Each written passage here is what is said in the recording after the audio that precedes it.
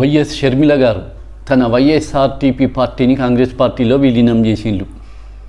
ఇది ఎప్పంచో ఉన్న టాకే, ఎలక్షన్లకు ముందే వచ్చిన టాక్ ఇది.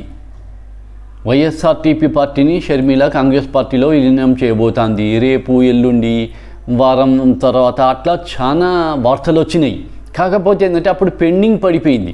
దాంతో అందరికీ కూడా కొంత డౌట్ వచ్చింది, మరి అసలు ఈ విలీనం ఉన్నదా లేదా, లేకపోతే నెక్స్ట్ వైఎస్ షర్మిల ఏంది, నెక్స్ట్ పొజిషన్ ఏంది, నెక్స్ట్ స్టెప్ ఏంటిది ఆమెది అనేది అందరికీ ఒక డౌట్ఫుల్గా ఉన్నది, కానీ క్లారిఫై కాలే. ఇప్పుడు క్లారిఫై అయింది. నిన్న షర్మిల గారు రాహుల్ గాంధీ సమక్షంలో ఏఐసిసి అధ్యక్షుడు మల్లికార్జున ఖర్గే కాంగ్రెస్ పార్టీ కండువా కప్పిండు, పార్టీలో జాయిన్ చేసుకున్నాడు. వైఎస్ఆర్టీపీని కాంగ్రెస్ పార్టీలో విలీనం అయిపోయింది.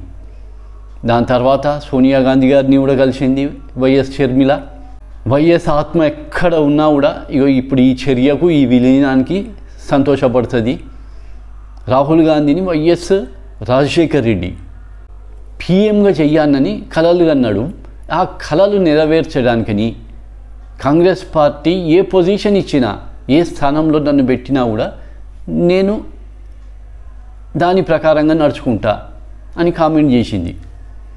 బహుశా వైఎస్ షర్మిలకు కాంగ్రెస్ పార్టీ పిసిసి ప్రెసిడెంట్కి ఇవ్వచ్చు. దాని మీదనే బహుశా చర్చలు నడుస్తున్నాయి. ఆంధ్రప్రదేశ్ అధ్యక్ష పదవే కాకుండా మామూలుగా సెంట్రల్లో కూడా ఒక పొజిషన్ ఇచ్చే ఛాన్స్ ఉన్నదని అయితే వార్తలు వస్తున్నాయి.